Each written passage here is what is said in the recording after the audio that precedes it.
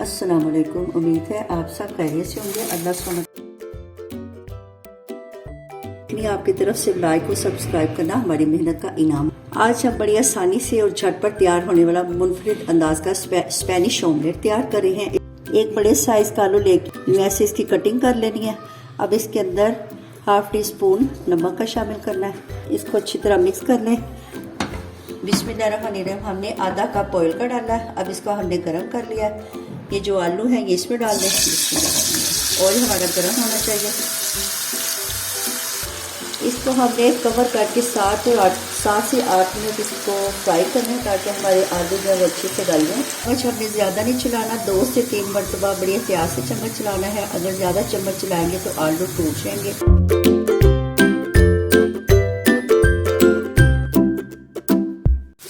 आलू हमारे सॉफ्ट हो गए हैं। अब एक अदर दरमियाने साइज के प्याज इसे हमने ब्रीक कट कर लिया, ये भी इसमें शामिल कर दें।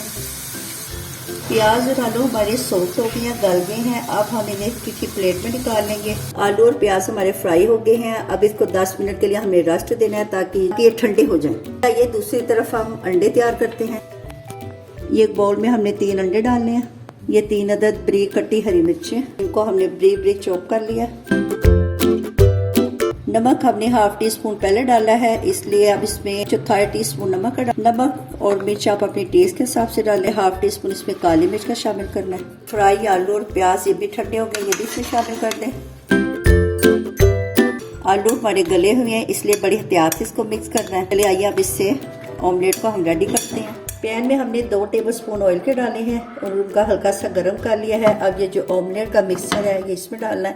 बिस्मिल्लाह।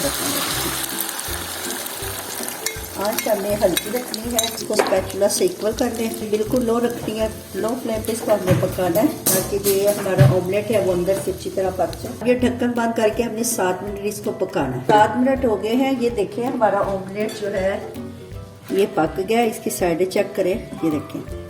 अब इसकी हमने साइड चेंज करनी है, उसके लिए हमें एक फ्लैट प्लेट चाहिए।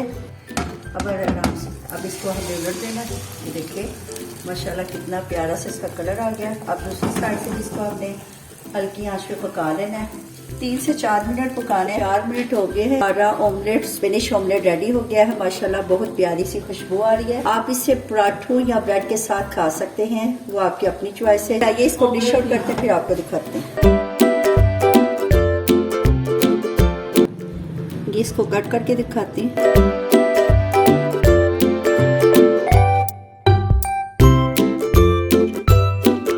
अल्हम्दुलिल्लाह हमारा स्पेनिश ऑमलेट रेडी हो गया है। अपनी इस रेसिपी को जरूर ट्राई करना है और कमेंट्स में बताना है। अच्छा जी, आप इजाजत दें, नई रेसिपी के साथ हाजिर होंगे। अल्लाह।